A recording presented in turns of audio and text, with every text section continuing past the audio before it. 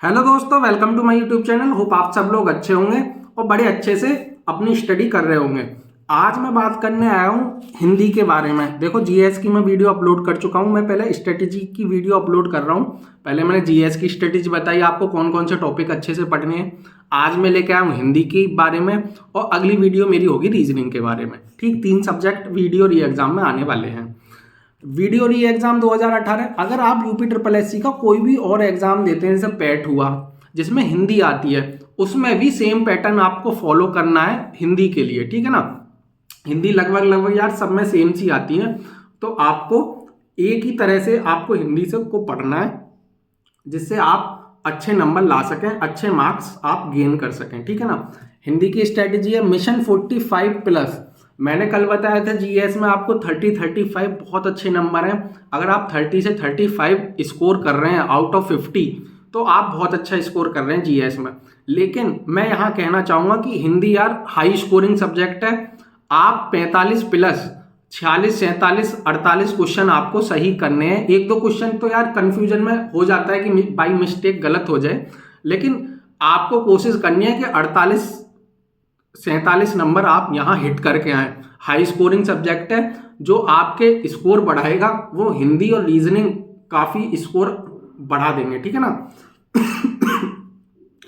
अब ये TA income tax में मैं काम करता हूँ और मैं वीडियो 2018 में सिलेक्टेड हूँ और ये मेरा रोल नंबर है 009110 अब यूपी ट्रिपल एससी की हिंदी के बारे में बात करूँ, प्रस्तावित डेट आई चुकी है, नोटिफिकेशन 26-27 जून। ठीक, 3 सेक्शन मेनली होते हैं। 3 सेक्शन में मैंने डिवाइड किया हुआ है हिंदी को।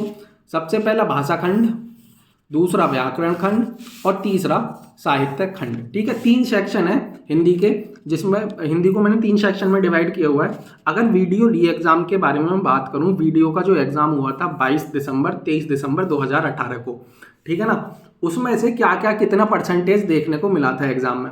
देखो, मैं और पहली वाली वीडियो में भी कह चुका हूं, मैं बार बार कहता हूं, बिना प्रीवियस ईयर लगाए एग्जाम में मत जाना।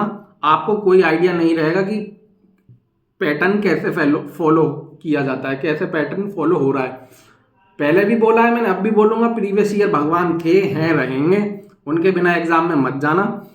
अगर मैं प्रीवियस ईयर को एनालाइज करूं तो 80 से 85% व्याकरण खंड में से आया था, 6 से 7% साहित्य खंड में से आया था और भाषा खंड की बात करूं तो 5 से 8% भाषा खंड में से देखने को मिला था। अगर ये इंपॉर्टेंस थोड़ा पूछ लेते हैं ज़्यादातर कि अनुच्छेद 343 से 351 जो हमारा हिंदी भाषा का है, बोलियां और लिपि, ये भाषा खंड के सारे पार्ट हैं। यहाँ आपको क्या करना है, बार बार रिवीजन करना। हाई स्कोरिंग सेक्शन रहने वाला है ये व्याकरण खंड। ठीक है, यहाँ आपको साहित्य खंड में कहानी, पहली कहानी, सारे नाटक, जितने इंपॉर्टेंट नाटक है, उपन्यास, पहला नाटक कौन सा था, पहली कहानी, पहला उपन्यास, ये आपको अच्छे से याद करने हैं। एग्जाम वेटेज की बात करूं तो वही है यार, जीएस भी 50 की है, हिंदी भी 50 की है और रीजनिंग भी 50 की है। तो आपको यहाँ ट्राई करना है कि आप ज़्यादा से ज़्यादा नंबर गेन कर सकें। सबसे बड़ी चीज़ होती है यार वेटेज सेक्शन की कितनी कितनी आ रही है। ठीक है ना, उसी आधार पर आपको अपनी तैयारी करनी होती है। वेटेज की बात करूं, मैंने जीएस में भी बताई थी, आज भी मैं वेटेज लेके आया हूं कि प्रीवियस ईयर की वेटेज कितनी थी। देखो, अगर गद्यांश की बात करूं, मैंने चारों शिफ्ट लिए हैं, 22 की पहली, 22 की सेकंड, 23 की पहली और 23 की सेकंड शिफ्ट। ठीक, गद्यांश की बात करूं, 22 में फर्स्ट में 5 थे, 5 नंबर के, 22 में सेकंड में 4 नंबर के, 23 में कोई गद्यांश था नहीं और 23 की फर्स्ट शिफ्ट में और सेकंड शिफ्ट में 5 नंबर के गद्यांश आए थे।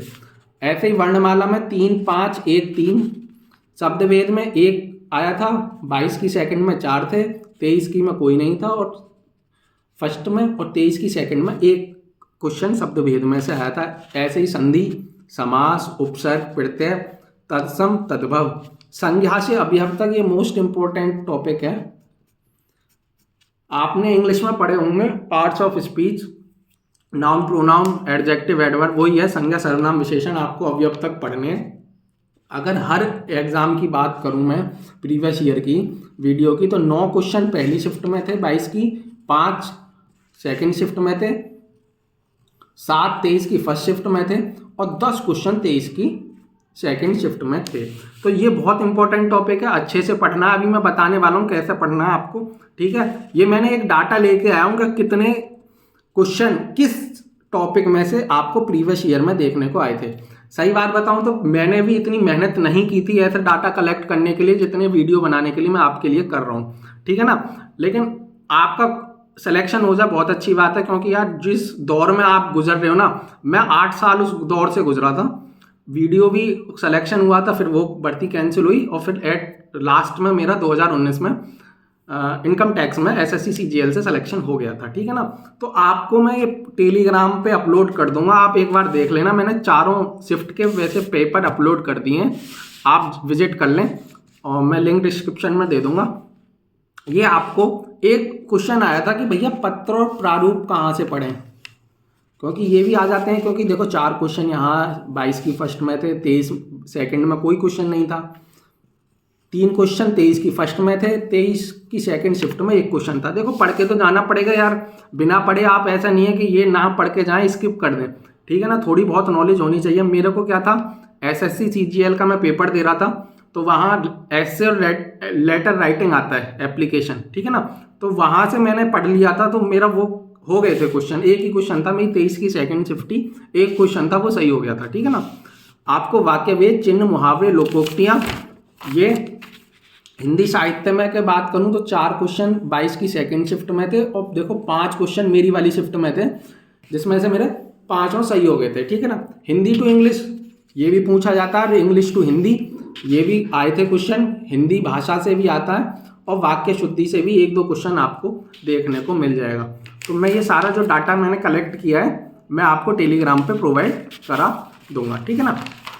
अब बात करते हैं, मैंने देखो यार किताब बताई थी कि आपको किताब कौन सी लेनी है। देखो यार मैंने तो ये किताब पढ़ी थी और मेरे 46 क्वेश्चन सही हो गए थे, ठीक है ना।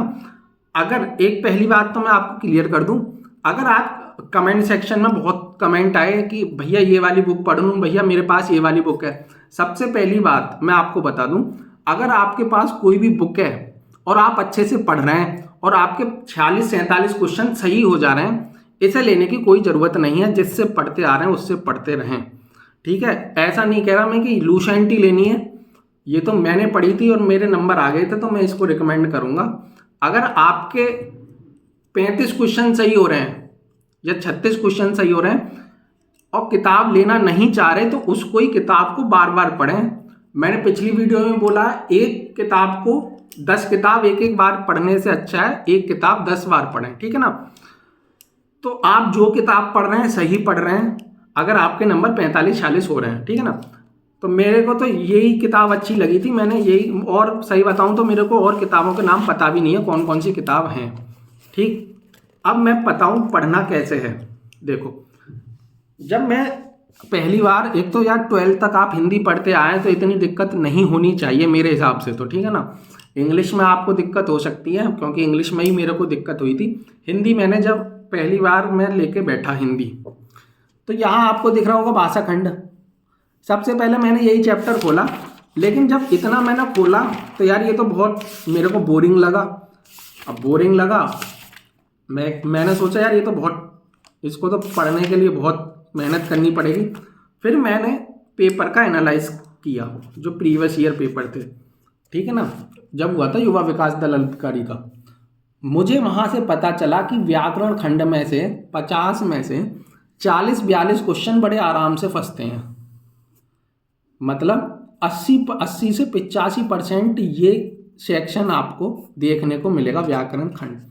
वर्णमाला, वर्तनी, संधि, शब्द विचार, समास। तो आपको क्या करना है, सबसे पहले एक चैप्टर लेना है और वो करना है और उस पर ऐसे टिक मार देना है किताब पे, ठीक है ना, आराम से हल्के से। उससे क्या होगा, अगर आप अगला चैप्टर लेंगे तो पहले जो पिछला चैप्टर कल आप पढ़ चुके हैं उसको रिवीजन करेंगे। मैं क्या करता था, तो फिर मैंने क्या किया, व्याकरण खंड सबसे पहले किया और बड़े अच्छे से किया। मेरा ये था कि व्याकरण खंड में से एक भी क्वेश्चन गलत नहीं करना, मुझे चाहे कितना ही पढ़ना पड़े, ठीक। अगर मैं बात करूं व्याकरण खंड की पर्यायवाची विलोम, ये बड़े अच्छे से करने। जब मैंने व्याकरण खंड कर लिया, ठीक, उसके बाद में आ गया साहित्य खंड पे। ठीक, साहित्य खंड मैंने अच्छे से पढ़ा, उपन्यास, कहानी, नाटक, जो इम्पोर्टेंट है वही पढ़ना है, लेकिन साहित्य खंड बहुत बड़ा है, लेकिन आपको जो इम्पोर्टेंट लगे, जो प्रीवियस ईयर में रिपीट हुआ है वही पढ़ना है आपको, कुछ नया नहीं पढ़ना। फिर मैंने सबसे लास्ट में पढ़ा था भाषा खंड। इसमें बहुत अच्छा मेरे को ये लगा, पहले सब्जेक्टिव है और लास्ट में आपको, लास्ट में जाके ये देखो, ये आपके क्वेश्चन है, ये आप क्वेश्चन बड़े अच्छे से पढ़ने हैं। पहले थोड़ा सा ये पढ़ लेना है, मैं यहाँ से चालू करना आप वर्णमाला से, ठीक है ना। अगर ये भी आपको, ये तो पढ़ना ही है यार, ये इसमें से क्वेश्चन आते हैं। वर्णमाला में से बात करूँ 3-4 क्वेश्चन आपको देखने को मिलेंगे, तो फिर आपको ये पूरी लगानी है अच्छे से, ठीक है ना। ये 41 क्वेश्चन है, यहाँ पे 41 क्वेश्चन है, ये बड़े आराम से लगानी है। देखो मेरे सारी टिक हो रही होगी, ठीक है ना। ये मैं लगाता था, पहले पढ़ता था, लिख लिख के देखता था, ठीक है। वर्तनी, ये देखो फ्री के नंबर है वर्तनी, ठीक है ना। संधि, ये अच्छे से पढ़नी है, एक एक दिन में एक एक चैप्टर। देखो ये मैंने बहुत अच्छे से पढ़ा था संज्ञा से अवयव तक। जब मुझे दिख गया कि भाई ये तो बहुत अच्छा 8 से 10 नंबर आते हैं, तो देखो ये सारा टिक हो रहा होगा, दिख रहा है आपको, सारा टिक हो रहा होगा। ये मैंने कई बार पढ़ा था कि 10 नंबर के आएंगे इसमें से और 10 नंबर मेरे को लेने हैं, ये सारे टिक हो रहे होंगे। नोट भी, और ये कारक हैं, देखो कर्ता ने कर्म को, ये 1 नंबर आता ही है, ठीक। कर्ता ने कर्म को करण से, ये आता ही आता है। तो सारी किताब आपको टिक होती हुई मिलेगी, ठीक। संज्ञा, सर्वनाम, क्रिया, ये आपको अच्छे से करने, और फिर आपको 102 क्वेश्चन है, ये लगाने बड़े आराम से। सीधे सीधे क्वेश्चन आते हैं यार, अवयव के कितने भेद होते हैं, ये सीधे सीधे क्वेश्चन आते हैं, प्रीवियस ईयर आपको करने हैं, ठीक। इतना आप जब कर लोगे, मैं क्या करता था बीच बीच में, देखो इसमें प्रीवियस ईयर ही है, प्रीवियस ईयर है, तो मैं बीच बीच में प्रीवियस ईयर भी लगाता था। ये कितने, जैसे कोई सा भी मैंने ले लिया, इसमें तो यूजीसी नेट के भी हैं, लेकिन उस लेवल के नहीं करने हैं आपको। यूजीसी नेट के तो काफ़ी हाई स्टैंडर्ड का हो जाएगा आपको। जो यूजीसी नेट के मैंने छोड़ दिए थे ना, वो तो काफ़ी हाई स्टैंडर्ड है। हमें पीएचडी थोड़ी नहीं करनी है भाई हिंदी में, हमें तो हिंदी में बस 47-48 नंबर लाने। जैसे मैंने ये लगा लो, जैसे उत्तराखंड पुलिस सब इंस्पेक्टर, ये उसी लेवल के होंगे, ठीक है ना, हिंदी के। जैसे संज्ञा के, देखो ये संज्ञा के कितने भेद होते हैं, तो ये आपको सीधे सीधे आते हैं। निम्न में से कौन सा शब्द स्त्रीलिंग नहीं है, वचन कितने होते हैं, कौन सी भाववाचक संज्ञा, ये मैंने सारे लगाए थे, ठीक है ना। यूजीसी नेट के मैंने हाथ भी नहीं लगाया था, बाकी मैंने काफ़ी किए थे। पेपर करता था कि डेली एक पेपर, जैसे उत्तर प्रदेश बीएड प्रवेश परीक्षा 2006 हिंदी भाषा परीक्षा, आशीर्वाद बहुत आता है, आशीर्वाद, ठीक है, ये आशीर्वाद। कवियत्री बहुत आती है, जो वर्तनी है, ठीक है। संधि, इससे क्या होगा, आपका रिवीजन बहुत अच्छे से हो जाएगा, आप में इतना कॉन्फिडेंस हो जाएगा कि हाँ मैं 45-46 क्वेश्चन हिट कर दूंगा, ठीक। तो हिंदी के लिए आपको इतनी मेहनत करनी पड़ेगी भाई। मैंने आपको बता दिया पहले क्या लेके बैठना है, पहले ये बड़े अच्छे से करना है। 40 क्वेश्चन आपको मिलेंगे, ये भी अच्छे से कर लेना। जो ये पाठ बोधन है, डेली में 1-2 गद्यांश लगाता था, क्योंकि 4-5 नंबर के होते हैं, फ्री के ही सही नंबर मानो उनको। जो आपको पैराग्राफ दिया उसमें से ही क्वेश्चन आंसर देने, ये अच्छे से कर लेना। एक तो विलोम, क्योंकि और पर्यायवाची, ये शब्द, ठीक है ना, गद्यांश में भी पूछे जाते हैं, ये वाले पाठ बोधन में भी पूछे जाते हैं, कि आपको इसमें से 1-2 क्वेश्चन देखने को मिल जाएगा, ठीक। आपको ऐसे पढ़ना है और रिवीजन पे ज़्यादा भरोसा रखिए।